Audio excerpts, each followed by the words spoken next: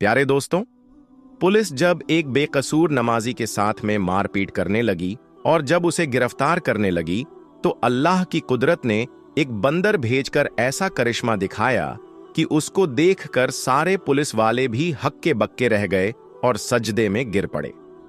आज की इस वीडियो में हम आपको इसी वाकये की पूरी तफसील बताने वाले हैं, जिसको सुनकर यकीनन आप लोग भी हैरान और परेशान हो जाओगे और आप भी यह मानने पर मजबूर हो जाओगे कि मेरे अल्लाह की कुदरत बहुत बड़ी है। अल्लाह अपने हर एक नेक बंदे की दुआ को जरूर सुनता है और उनके दुख मुसीबत में मदद भी करता है। इसलिए आज की यह वीडियो आप सभी के लिए बहुत खास है, इसलिए वीडियो को पूरा जरूर देखिएगा।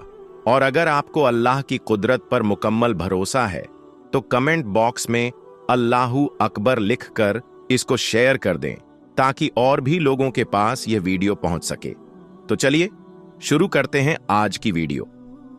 आज जो वाकया हम आपको यहां पर बताने वाले हैं, यह वाकया पंजाब का बताया जाता है। पंजाब में एक छोटा सा गांव है सरगोधा। उस गांव में एक मुसलमान लड़का रहता था जिसकी उम्र तकरीबन 30 साल के करीब थी। लड़का बहुत ही नेक और परहेजगार था। 5 वक्त का नमाजी था और हर नमाज को उसके सही वक्त पर ही अदा करता था।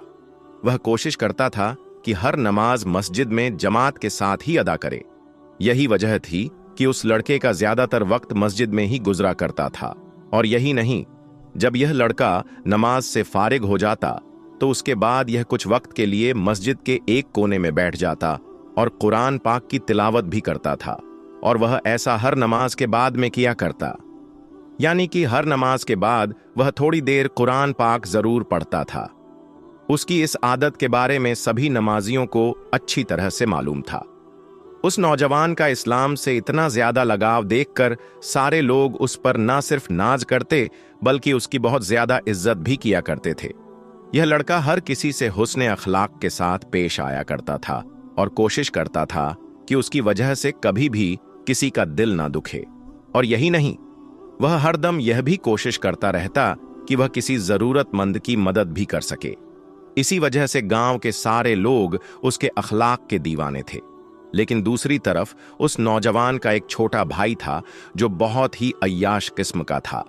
हर वक्त दुनिया के लालच में रहता था और हर वक्त पैसों के पीछे ही भागता रहता।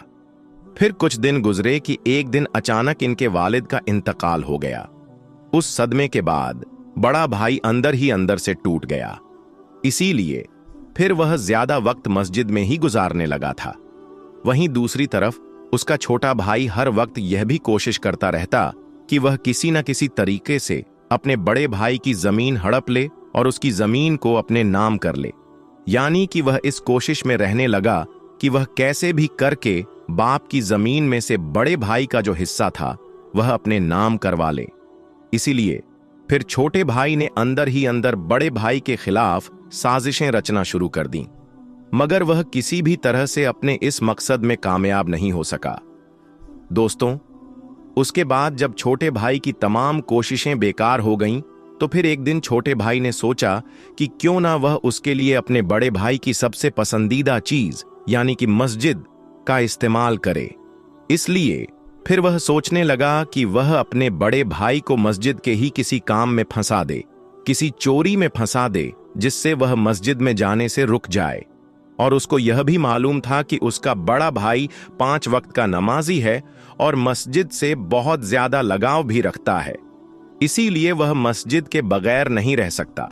इसी वजह से छोटे भाई ने सोचा कि अगर वह अपने बड़े भाई को मस्जिद में जाने से रोक देता है तो फिर वह उसके बदले में जमीन का मुतालबा कर सकता है। और यकीनन बड़ा भाई नमाज और मस्जिद को अहमियत देते हुए अपनी जमीन उसे दे देगा। फिर छोटे भाई ने एक खतरनाक मंसूबा तैयार किया। जमीन हासिल करने के लालच में वह अंधा हो चुका था। इसी लालच ने उसे एक बहुत बड़ा गुनाह करने पर मजबूर कर दिया। उस बदबख्त ने रात के अंधेरे में मस्जिद का कीमती सामान चुरा लिया। जी हां, उसने खुद मस्जिद से चोरी की। मस्जिद का कीमती सामान उठाकर वह चुपचाप अपने घर ले आया और चोरी किया हुआ सामान एक खुफिया जगह पर छुपा दिया।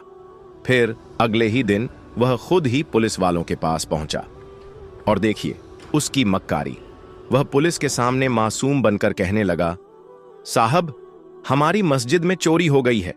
मस्जिद का सामान चुराने वाला और कोई नहीं बल्कि मेरा ही बड़ा भाई है।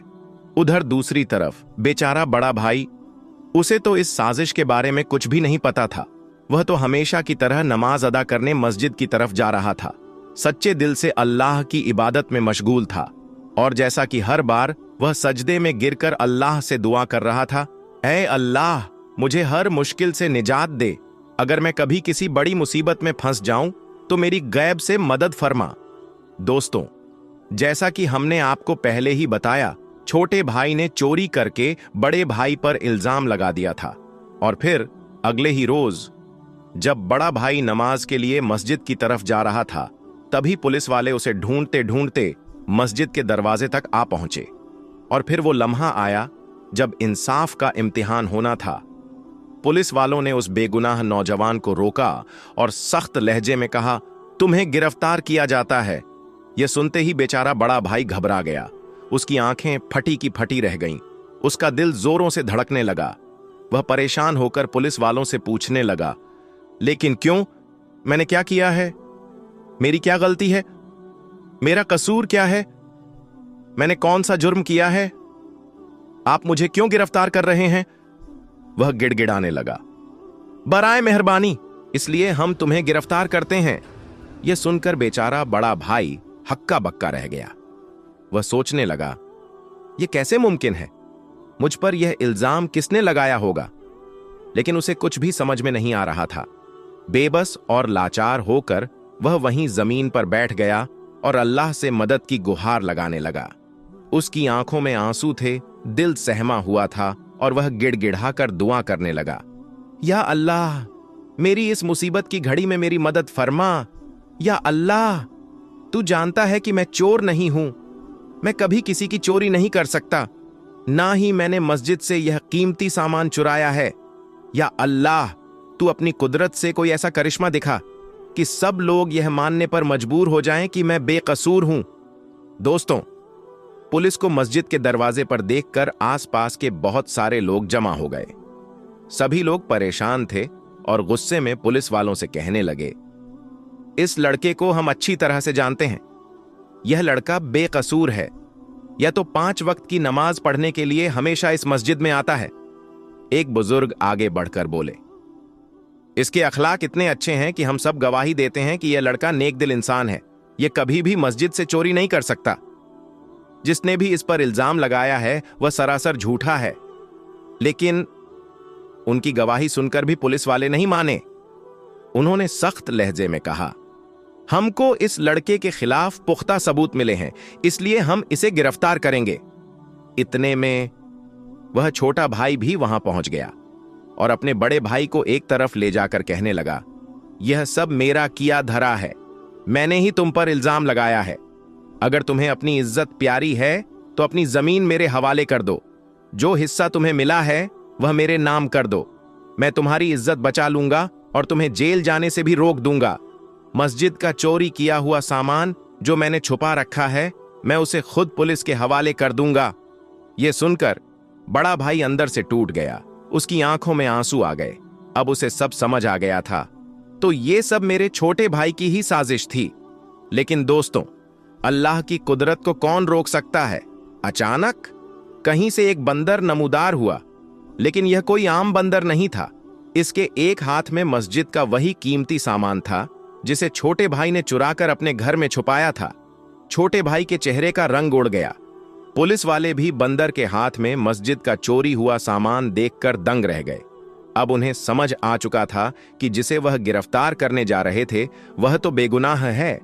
और फिर अल्लाह की कुदरत का असली करिश्मा हुआ। वह बंदर पुलिस वालों को अपने साथ ले गया और उन्हें ठीक उसी जगह ले जाकर दिखाया जहां से उसने वह सामान उठाया था। और वहां कौन रहता था? वह छोटा भाई। अब सच्चाई सबके सामने थी। पुलिस वालों ने छोटे भाई को तुरंत गिरफ्तार कर लिया। जब उससे पूछताछ की गई तो उसने सब कुछ कबूल कर लिया। उधर बड़ा भाई अल्लाह के सामने सजदे में गिर पड़ा। आंखों से आंसू बह रहे थे। दिल अल्लाह की रहमत से भर चुका था। लबों पर बस एक ही बात थी, ऐ अल्लाह, तेरा लाख लाख शुक्र है। पूरा गांव अल्लाह की इस कुदरत को देखकर हैरान था। लोगों का अल्लाह पर भरोसा और भी ज्यादा मजबूत हो गया और फिर सबने एक साथ कहा, अल्लाहू अकबर। दोस्तों, आज की इस वीडियो में हम आपको मुंबई की एक ऐसी करामाती दरगाह की जियारत कराएंगे जो कि मुंबई के सीएसटी रेलवे स्टेशन पर मौजूद है। इस दरगाह में आराम फरमाने वाले अल्लाह के वली की एक बहुत बड़ी करामत का वाकया, जिसे आज की वीडियो में हम आपको बताएंगे। वीडियो को शुरू करने से पहले आप लोगों से एक छोटी सी गुजारिश है कि इस वीडियो को एक लाइक करके हमारे चैनल को सब्सक्राइब जरूर कर लीजिएगा, क्योंकि हम ऐसी ही प्यारी प्यारी वीडियो आपके लिए लाते रहते हैं। तो चलिए शुरू करते हैं आज की वीडियो। दोस्तों, हजरत बिस्मिल्लाह शाह बाबा रहमतुल्लाह अलैह की मज़ार महाराष्ट्र के शहर मुंबई के इलाके saint George CST railway station पर मौजूद है। आपका पूरा नाम हजरत सैयद बिस्मिल्लाह शाह कादरी रहमतुल्लाह अलैह है। आप आले रसूल हैं। आप मुल्क अरब से हिंदुस्तान तशरीफ लाए और महाराष्ट्र के शहर मुंबई के इलाके में सुकून पजीर हुए। आप बड़े ही परहेजगार, आबिद, जाहिद थे। आप बड़े ही जलील उल कद्र वली ए कामिल हैं। आपका आस्ताना मुबारक मुंबई के सीएसटी रेलवे स्टेशन के प्लेटफॉर्म नंबर 15 पर मौजूद है। इसीलिए लोग जब भी सफर करने के लिए जाते हैं तो आपकी बारगाह में इस अकीदत के साथ हाजिर होते हैं कि जब भी सफर के लिए निकलें तो उनका सफर आसान हो और आपकी दुआ से उनका सफर खैरियत से हो। आप रहमतुल्लाह अलैह की करामात के बारे में यह मशहूर है कि जब हजरत बिस्मिल्लाह शाह रहमतुल्लाह अलैह अरब से हिंदुस्तान तशरीफ लाए और मुंबई में सुकून पजीर हुए तो आपने अपनी इबादतगाह एक दरख्त के नीचे बना ली। जहां आपने इबादतगाह बनाई थी वहीं ट्रेन की पटरी लगाई जा रही थी। एक मर्तबा हजरत बिस्मिल्लाह शाह रहमतुल्लाह अलैह चाय बना रहे थे, जिसकी वजह से उसका धुआं उड़ रहा था। उस वक्त ब्रिटिश हुकूमत का जमाना था। वह लोग ट्रेन की पटरी लगा रहे थे। जब उन लोगों ने देखा कि दरख्त के नीचे से धुआं निकल रहा है तो वह लोग उस दरख्त के करीब गए और देखा कि एक बुजुर्ग अल्लाह के वली चाय बना रहे हैं। तो उन लोगों ने उनको हटने के लिए कहा, क्योंकि उन लोगों को वहां पटरी बिछानी थी। लेकिन बिस्मिल्लाह शाह बाबा रहमतुल्लाह अलैह ने हटने से इनकार फरमा दिया। तो अंग्रेजों ने उनको जबरदस्ती हटा दिया और अपना काम शुरू कर दिया। काम करते करते रात गुजरी, लेकिन सुबह देखा कि जो पटरी उन लोगों ने बिछाई थी वह उखड़ी पड़ी हुई थी। फिर उन्होंने वापस पटरी बिछाने का काम शुरू किया। दूसरी सुबह जब देखा तो फिर से पटरी उखड़ी हुई थी। फिर से उन्होंने पटरी बिछाई और वह फिर उखड़ गई। जब 3-4 दिन तक यही मामला होता रहा तो वह लोग समझ गए कि हो ना हो यह करामत उस फकीर की है जो चाय बना रहे थे। तो वह लोग पटरी को हटाकर दूसरी जगह शिफ्ट कर दिए और फिर बिस्मिल्लाह शाह बाबा रहमतुल्लाह अलैह की वह इबादत वाली जगह को छोड़ दिया और वहीं आज आपकी मज़ार पाक मौजूद है। तो दोस्तों, यह है अल्लाह के वलियों की शान। उन्होंने अंग्रेजों को यह सबक सिखा दिया कि कभी भी अल्लाह के वलियों से न उलझना। अल्लाह ताला उसके हबीब हजरत सैयद बिस्मिल्लाह शाह और तमाम औलिया व अहले बैत के वसीले से हम सबको मुकम्मल इश्क ए रसूल अता फरमाए। दोस्तों, इसके अलावा आज की वीडियो में हम आपको एक और करामाती दरगाह के बारे में बताएंगे, इसलिए इस वीडियो को आखिर तक देखते रहिएगा।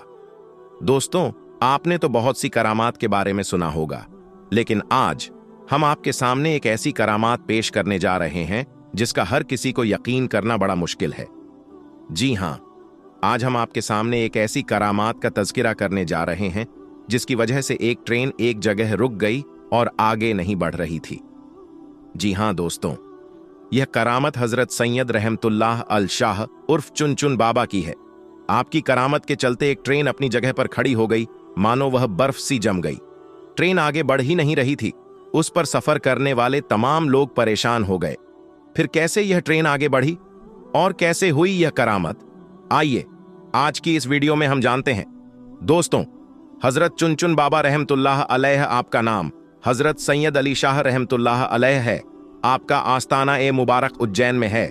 सैयद रहमतुल्लाह अल शाह उर्फ चुन बाबा रहमतुल्लाह अलैह बड़े ही शान और मकाम वाले बुजुर्ग गुजरे हैं।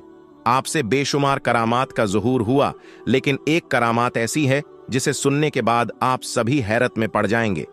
एक बार का जिक्र है, हजरत सैयद रहमतुल्लाह अल शाह उर्फ चुनचुन बाबा रहमतुल्लाह अलैह ट्रेन में बैठकर उज्जैन से फतेहाबाद जा रहे थे। रास्ते में चिंतामणगढ़ स्टेशन पर टीटी, जिसका नाम बीच सी पाठक था, उसने आपसे टिकट मांगा। आपने फरमाया, ए खुदा के बंदे, हम फकीर हैं, टिकट विकेट हम नहीं जानते। टीटी बहुत हैरान हुआ, उसे गुस्सा आ गया और उसने कहा, बाबा टिकट तो दिखाना पड़ेगा, वरना ट्रेन से नीचे उतार दिए जाओगे। उसके बाद भी हजरत चुनचुन बाबा ने वही फरमाया, हम फकीर हैं, हमारे पास टिकट विकेट कुछ नहीं है। यह सुनते ही टीटी पाठक को बहुत गुस्सा आया। उसने आपको जबरदस्ती ट्रेन से नीचे उतार दिया और बुरा भला कहने लगा। जब टीटी ने आपके साथ इतना बुरा सुलूक किया तो आपको जलाल आ गया और आप वहां से चुपचाप चले गए। कुछ देर बाद जब गार्ड ने हरी झंडी दिखाई और ट्रेन को चलाने का इशारा दिया तो लोको पायलट ने ट्रेन को आगे बढ़ाया, लेकिन ट्रेन चली ही नहीं। ट्रेन ने सीटी मारी मगर आगे नहीं बढ़ रही थी। ड्राइवर और फोरमैन ने पूरे ट्रेन की चेकिंग की, शायद कोई खराबी आ गई हो, लेकिन ट्रेन में कोई भी खराबी नहीं निकली और फिर भी ट्रेन आगे नहीं बढ़ रही थी। उन्होंने खूब मिन्नत मशक्कत की, लेकिन ट्रेन चलने का नाम ही नहीं ले रही थी। अब तो उन लोगों का दिमाग काम करना बंद कर चुका, वह परेशान हो गए थे। आखिर ट्रेन को क्या हो गया है? ट्रेन स्टार्ट क्यों नहीं हो रही है? आगे क्यों नहीं बढ़ रही है? वह सब थक हार मान चुके थे। तब उसी ट्रेन में एक बुजुर्ग थे। उन्होंने कहा, जब तक तुम लोग सैयद रहमतुल्लाह अल शाह उर्फ चुनचुन बाबा को ट्रेन में सवार नहीं करोगे, तब तक ट्रेन नहीं चल सकती, क्योंकि तुमने उनके साथ बदजुबानी की है, उनकी शान में गुस्ताखी की है, इसीलिए तुम्हारी ट्रेन आगे नहीं बढ़ रही है। जैसे ही यह बात लोगों ने सुनी तो हैरान हो गए।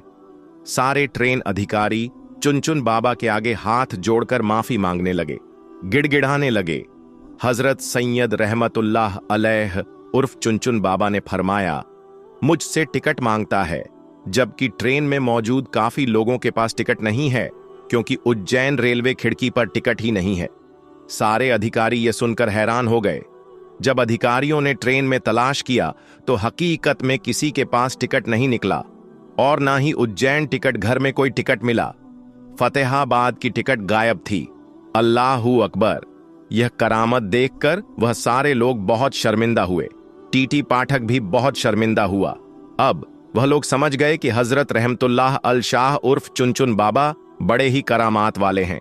जब उन्होंने सबकी चेकिंग कर ली तो आपसे आकर कहने लगे, आप हमें माफ कर दें, हमसे बहुत बड़ी भूल हो गई है, बहुत बड़ी गलती हो गई है, मेहरबानी करके हम पर रहम फरमाइए और आप ट्रेन में वापस तशरीफ ले आइए, ताकि सारे लोगों को सुकून हो जाए और हमारी ट्रेन फिर से आगे बढ़ सके।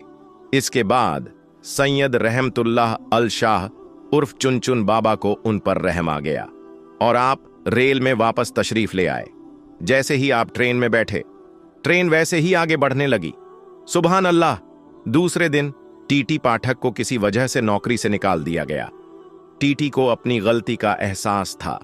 वह जानता था कि यह सब सैयद रहमतुल्लाह अल शाह उर्फ चुनचुन बाबा की शान में गुस्ताखी की वजह से हुआ है। उज्जैन शहर में ही हजरत मौलाना गयासुद्दीन चिश्ती उर्फ मौला मौज रहमतुल्लाह अलैह का मज़ार अक़द्दस है। उनके मज़ार के बाहर ही एक बुजुर्ग सूफी अब्दुल अजीज बाबा रहते थे, जो शरीयत, तरीक़त, मारिफत और हकीकत के मंजिलों से आगाह थे। पाठक साहब भी कभी कभी अब्दुल अजीज बाबा के पास जाते थे। एक दिन पाठक साहब ने अब्दुल अजीज बाबा से कहा, सरकार, मुझसे एक गलती हो गई है। मैंने चुनचुन बाबा को ट्रेन से उतार दिया था, तो अब मुझे भी मेरी नौकरी से निकाल दिया गया है। अब आप ही मेरी मदद कीजिए।